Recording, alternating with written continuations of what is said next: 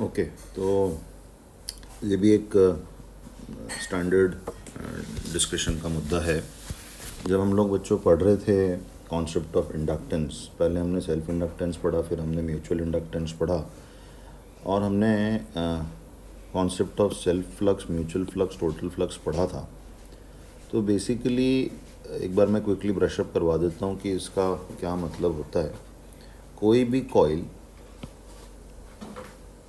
अपने खुद के करंट की वजह से एक मैग्नेटिक फील्ड बनाएगी, और वो मैग्नेटिक फील्ड जब उसके लूप एरियाज़ को कट करेगी तो एक फ्लक्स बनाएगी। उसे हम कहते हैं सेल्फ फ्लक्स, और उसकी वैल्यू होती है एल आई। तो एल खुद का सेल्फ इंडक्टेंस है, आई खुद का करंट है, इसको हम कहते हैं सेल्फ फ्लक्स। लेकिन अगर एक कॉइल के नेबरहुड में एक दूसरी कॉइल है, अब मान लीजिए इस सेकेंड कॉइल में करंट I2 है, तो ये I2 करंट भी तो स्पेस में अपनी मैग्नेटिक फील्ड बनाएगा। ये मैग्नेटिक फील्ड जब फर्स्ट कॉइल के लूप एरियाज़ को कट करेगी तो उसके साथ एक फ्लक्स बनेगी, यानी flux linked with first coil due to current in second coil, उसको हम कहते थे म्यूचुअल फ्लक्स MI2। यहाँ पे मैग्नेटिक फील्ड का सोर्स I2 करंट है, सेकेंड कॉइल का करंट है, लेकिन फ्लक्स बन किसके लूप एरिया के साथ रही है? फर्स्ट कॉइल के लूप एरिया के साथ बन रही है। तो ये M होता था कोएफिशिएंट ऑफ म्यूचुअल इंडक्शन। बात समझ में आ रही? अब मुद्दा ये है ना कि अगर नेट फ्लक्स की हम बात करें तो हो सकता है कि मैं अपने थ्रू जो फ्लक्स बना रहा हूँ LI जिसको हम कहते हैं, और जो दूसरे मेरे साथ बना रहे हैं वो ऐड हो चाहे सब्ट्रैक्ट हो, ये बिल्कुल थरोली डिस्कस कॉन्सेप्ट है क्लास में।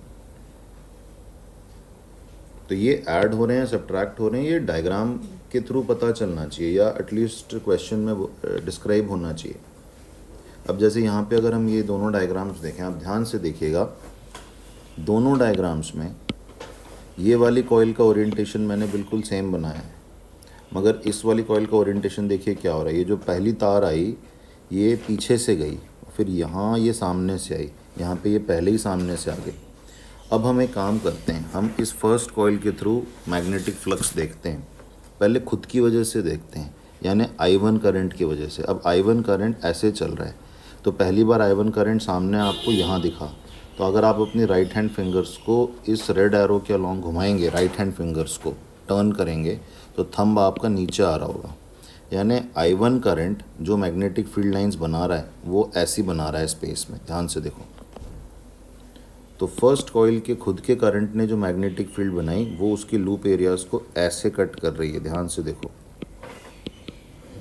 उसकी वजह से जो इसके साथ एक सेल्फ फ्लक्स बनेगी वो होगी L1I1, लेकिन उस फ्लक्स के बनने का जो एक सेंस है, जो फ्लो डायरेक्शन है, वो ऐसा है जो ये रेड एरोस से दिखा रहा हूँ मैं।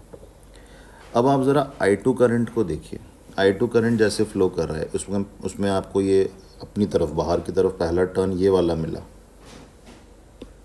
ना, ये वाला। अब ज़रा आप इसके ऊपर अपनी राइट हैंड फिंगर्स घुमाइए, इस टर्न के ऊपर। इसके ऊपर जब आप अपनी राइट हैंड फिंगर्स घुमाएंगे तो थंब अगेन आपका नीचे आएगा, यानी ये कॉइल स्पेस में जो मैग्नेटिक फील्ड बना रही है वो इस तरह से जा रहा है।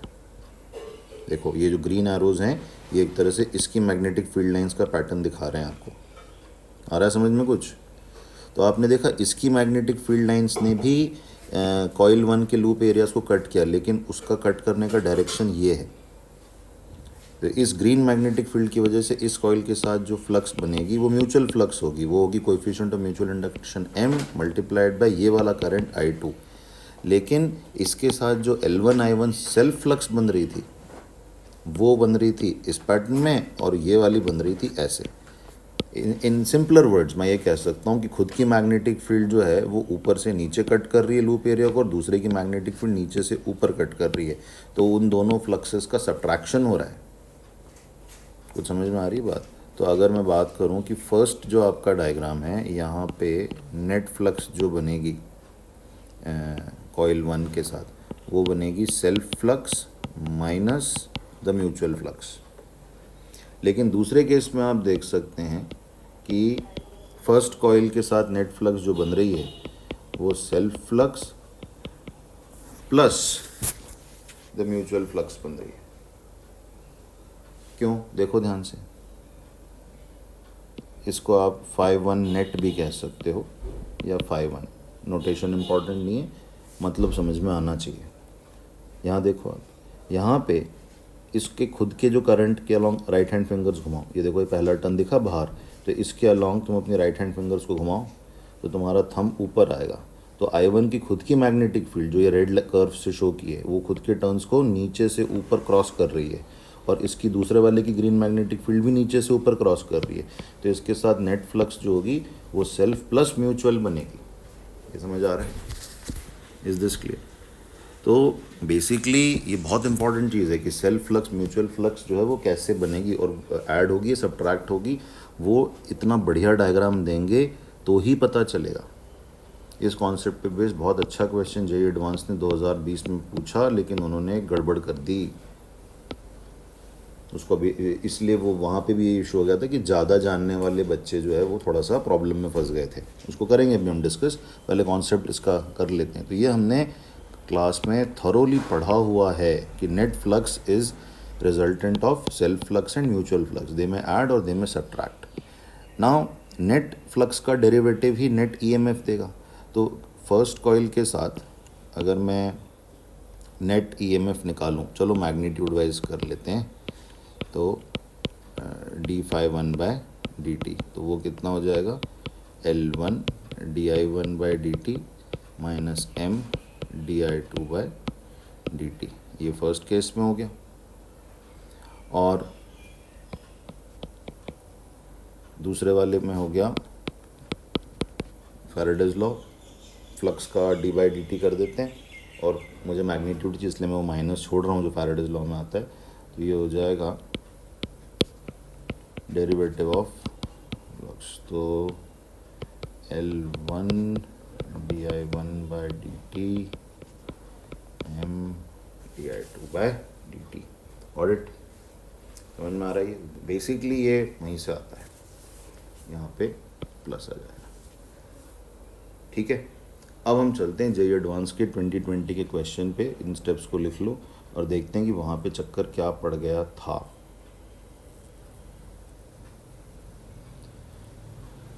तो ये दो सर्किट्स हैं, इसमें बैटरी है, रेजिस्टेंस है, इंडक्टेंस है, इसमें बैटरी है, रेजिस्टेंस है, इंडक्टेंस है, लेकिन ये मैग्नेटिकली कपल्ड सर्किट्स हैं, यानी इस कॉइल की फ्लक्स इसको क्रॉस करेगी और इस कॉइल की फ्लक्स इसको क्रॉस करेगी, यानी आपस में म्यूचुअल इंडक्शन भी दिया हुआ है। ठीक है, तो बेसिकली अगर इस कॉइल के साथ नेट फ्लक्स अगर हम कहें तो वो खुद की वजह से L1I1 और इसकी वजह से प्लस और माइनस MI2 होगी। सिमिलरली इस कॉइल के साथ नेट फ्लक्स जो होगी वो खुद के करंट के कारण L2I2 और इधर से जो आएगी plus minus MI1 mutual flux. Problem ये है कि इस डायग्राम में या इस लैंग्वेज में कहीं ये क्लियर ही नहीं हो रहा है कि ये इनकी सेल्फ फ्लक्स और म्यूचुअल फ्लक्स ऐड होंगी या सब्ट्रैक्ट होंगी। जितना एक क्लियर इलस्ट्रेटिव डायग्राम मैंने यहाँ पे शो किया है, ना इन्होंने ऐसा डायग्राम शो किया जेईई वालों ने, ना इन्होंने लैंग्वेज में लिखा कि आप इसको कैसे अप्रोच करेंगे। आप इसको थोड़ा सा अगर जूम करके देखें, कुछ भी समझ में नहीं आ रहा है यहाँ पे।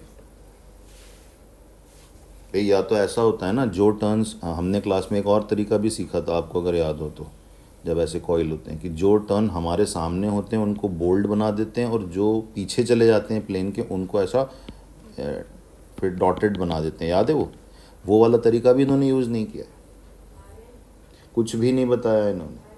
ठीक है, तो अब वैसे अगर हम देखें तो एक बार मैंने वेगली डिस्कस किया था ये कि हायर सर्किट थ्योरी में self flux mutual flux add हो रहे हैं, सब्ट्रैक्ट हो रहे हैं, उसके लिए एक डॉट कन्वेंशन होता है। आप में से कुछ बच्चों को याद होगा जो मेरे पासिंग रिमार्क्स को ध्यान से सुनते हैं। बट डॉट कन्वेंशन जेईई के बच्चे को आना ज़रूरी है ही नहीं, it is not part of the syllabus. हमारा सिंपल सा होता है कि आप वर्बली बता दें कि self flux mutual flux add हो रही है। बेस्ट है कि आप डायग्राम इतना अच्छा बनाएं, टर्न्स का ओरिएंटेशन दिखा दें। पहला टर्न मेरे सामने से आ रहा है कि मेरे पीछे से जा रहा है, ताकि मैं अपने राइट हैंड फिंगर्स घुमा के फ्लक्स का एडिशन सब्ट्रैक्शन देख सकूं। तो ये यहाँ पे प्रॉब्लम थी। कायदे से जेईई एडवांस को यहाँ पे दोनों आंसर देने चाहिए थे, जिसमें self flux mutual flux add करके भी आंसर लेना है और सब्ट्रैक्ट करके भी लेना है, लेकिन उन्होंने ऐड करके जो आंसर आता है उसी को सही आंसर माना था। बहुत बच्चों ने इस पर डिस्प्यूट भी फाइल किया था, जिन्होंने सब्ट्रैक्ट करके लिया था वो बच्चे वही थे जिनको बहुत ज़्यादा अच्छे से सब्जेक्ट में कमांड है, समझ है, एंड दे हैड टू सफ़र।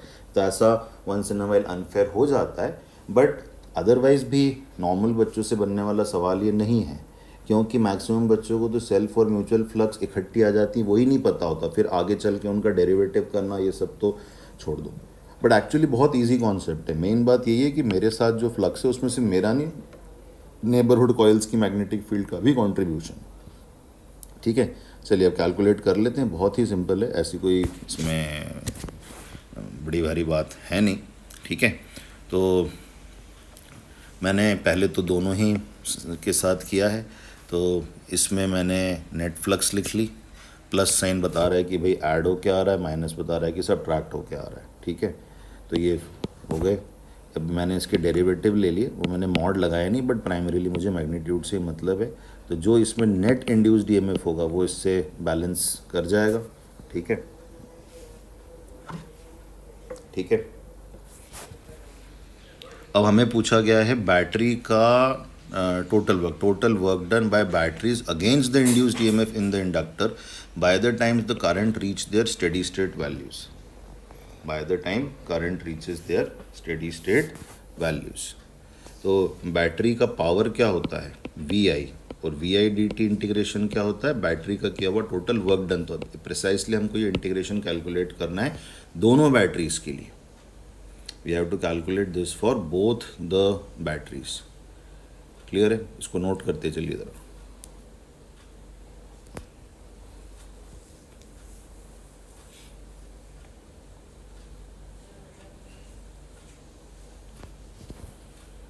और कैलकुलेशन बहुत ही आसान है, बहुत इतना सिंपल सा रिजल्ट है, आप याद भी रख सकते हो, नहीं भी रहा तो खुद कर सकते हो। It hardly takes 60 seconds, not more than that, to write these equations and do the integration. और हमको कहाँ पे जाके सॉल्व करना है सर्किट को, स्टेडी स्टेट पे ही सॉल्व करना है। तो स्टेडी स्टेट पे क्या होता है कि सारे करंट्स कांस्टेंट हो जाते हैं। तो बेसिकली ये लेफ्ट हैंड सर्किट जो इफेक्टिवली यहाँ प्लेन वायर कर देंगे, यहाँ प्लेन वायर कर देंगे, तो I1 I2 दोनों की इनिशियल वैल्यूज़ 0 थी और फाइनल वैल्यूज़ हो जाएंगी I1 की V1/R1 और I2 की V2/R2। तो हमें जो लिमिट्स लेनी है इंटीग्रेशन की वो इनिशियल स्टेट से फाइनल स्टेडी स्टेट तक लेनी है।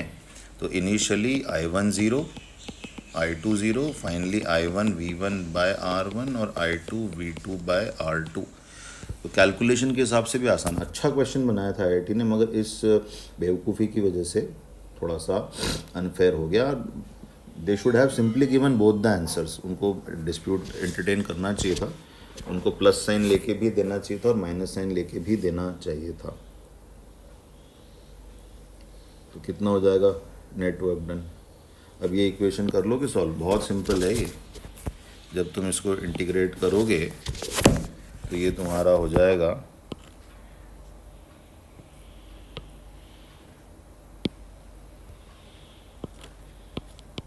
L1 I1 DI1 L2 I2 DI2 plus M I1 DI2 plus M I2 DI1। मैंने प्लस साइन वाला लिया है, ऐसे दोनों के आगे माइनस माइनस भी आ सकता है। ठीक है, तो अब ये जो है ना हमारा ये वाला term MI1 DI2 plus MI2 DI1, इसको लिख सकते हैं MD of I1 I2, MD of I1 I2। ठीक है, मैं इसको पूरा आपको लिख के दिखा देता हूँ, वैसे ओरल कैलकुलेशन है।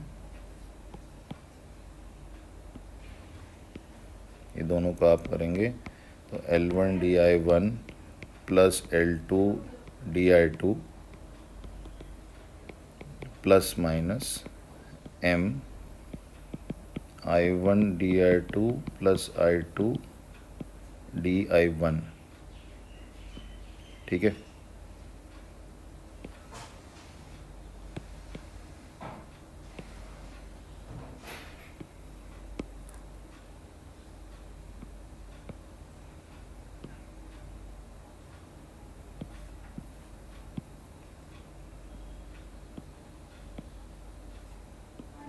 I1 DI2 plus I2 DI1, ठीक है। तो ये अपना सिंपल सा मैनिपुलेशन हो जाएगा। L1, सॉरी यार एक second, L1 I1 L2 I2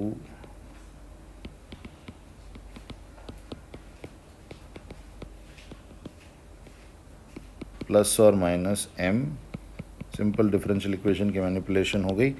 initial limits I1 I2 की 0 है और फाइनल लिमिट जो उनकी है वो स्टेडी स्टेट वाली है। तो ये अपना आ गया हाफ